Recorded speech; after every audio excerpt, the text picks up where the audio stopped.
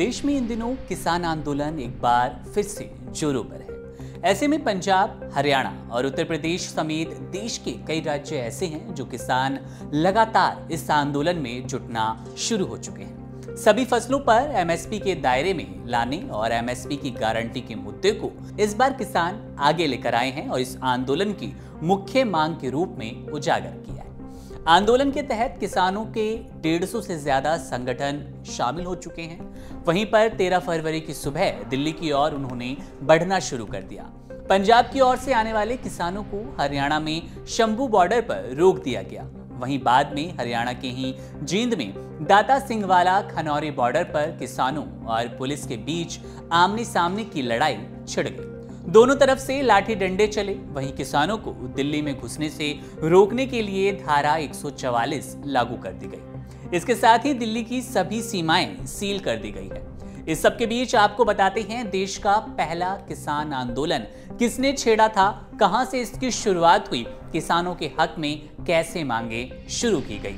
बता दें कि इस आंदोलन में किसान पीछे हटे या सरकार को झुकना पड़ा, लेकिन इन सब के बीच ये जानना जरूरी हो जाता है कि आपको किसान आंदोलन की पहली झलक मिली तो मिली कहां से। भारत में किसान आंदोलन का जनक कहलाने वाले दंडी स्वामी सहजानंद सरस्वती स्वतंत्रता संग्राम सेनानी भी थे।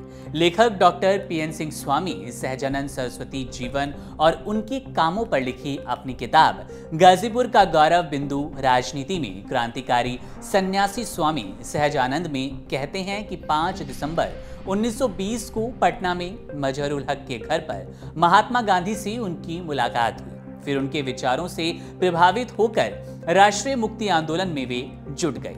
खुद स्वामी सहजानंद ने 1941 में प्रकाशित आत्मकथा मेरा जीवन संघर्ष में महात्मा गांधी के जादुई असर के बारे में लिखा। बता दें कि स्वामी सहजानंद का जन्म गाजीपुर के देवा गांव में 22 फरवरी 1889 को हुआ। डॉक्टर पीएन सिंह किताब में लिखते हैं कि स्वामी सहजानंद 1922 में पहली बार स्वतंत्रता आंदोलन में शामिल होने के लिए जेल गए। जेल में उनकी मुलाकात पंडित जवाहरलाल नेहरू समेत कई नेताओं से हुई। वे 1 साल जेल में रहने के बाद बाहर आए। इसके बाद 1925 तक गाजीपुर में सक्रिय रहे। उन्होंने 1932 में बिहार के बिहिटा में चीनी मिल खोलने में बड़ी भूमिका निभाई। बिहार में इसी साल गांधीवादी विचारों को मानने वाले उद्योगपति आर.के. डालमिया ने चीनी मिल शुरू की। गांधीवादी आर.के. डालमिया गांधी टोपी पहनते थे और खुद को कांग्रेसी कहते थे। मिल के प्रबंध निर्देशकों में डॉक्टर राजेंद्र प्रसाद भी शामिल थे। इस मिल का उद्घाटन पंडित मदन मोहन मालवीय ने किया। डालमिया की चीनी मिल के उद्घाटन के दौरान मजदूर और किसानों के हित की सुरक्षा की कई बातें भी की गई, लेकिन कुछ समय बाद ही मिल में अंग्रेज मिल मालिकों से भी ज्यादा क्रूरता होने लगी। अंग्रेज मिल मालिकों के मुकाबले डालमिया की मिल में किसानों से आधी कीमत पर गन्ना खरीदा जाने लगा। मिल में काम करने वाले मजदूरों को कम मेहनताना दिया जाने लगा। स्वामी सहजानंद को खामोश करने के लिए आर.के. डालमिया ने खुद दोस्ती करने की कोशिश की। आर.के. डालमिया उनके आश्रम को दान देने लगे। जल्दी स्वामी सहजानंद माजरा समझ गए। उन्होंने डालमिया से कहा कि आश्रम को रुपए ना दें, अगर ये नहीं रुका तो आप गरीबों पर जुल्म करेंगे, ये रुपए मेरा मुंह बंद कर देंगे। मिल में किसानों और मजदूरों के हालात खराब होते गए तो स्वामी सहजानंद ने आर.के. डालमिया के खिलाफ किसानों और विरुद्ध मजदूरों के हक में आंदोलन छेड़ दिया। डालमिया ने स्वामी सहजानंद को चुप रखने के लिए उनके बिहिटा आश्रम को मदद के बहाने 10,000 रुपए एक मुश्त और 200 रुपए हर महीने देने की पेशकश की, लेकिन उनकी दौलत स्वामी सहजानंद को खरीद नहीं पाई। स्वामी सहजानंद ने आंदोलन का नेतृत्व किया। उनके आह्वान पर ही किसानों ने आर.के. डालमिया की मिल को गन्ना देना बंद कर दिया।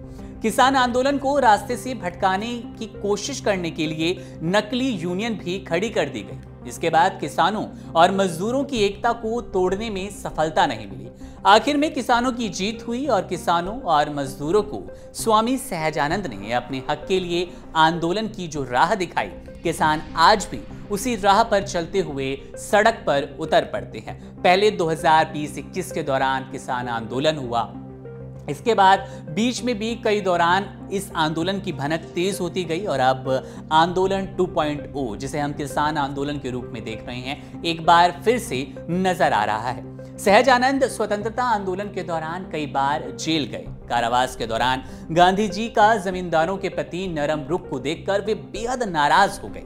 बिहार में 1934 के भूकंप से तबाह किसानों को मालगुजारी में राहत दिलाने की बात को लेकर वे गांधी जी से भिड़ चुके हैं।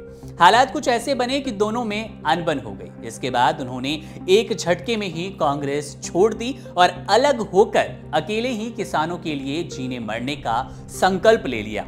वे अपनी अंतिम सांस तक किसानों और मजदूरों के हक के लिए लड़ते रहे। 26 जून 1950 को किसान आंदोलन के जनक और स्वतंत्रता संग्राम सेनानी स्वामी सहजानंद का निधन हो गया। वे जनक जिन्होंने किसानों के हक में सबसे पहले आवाज उठाई, उनके अधिकारों को लेकर एक मुद्दा बनाना शुरू किया, उनके अधिकारों की जो आवाज दबाई जा रही थी उनको सटीकता से उजागर करने की कोशिश की। उम्मीद करते हैं जानकारी आपको पसंद आएगी। आपके साथ मैं था मुकुंद। बने रहिए वन इंडिया प्लस के साथ। शुक्रिया।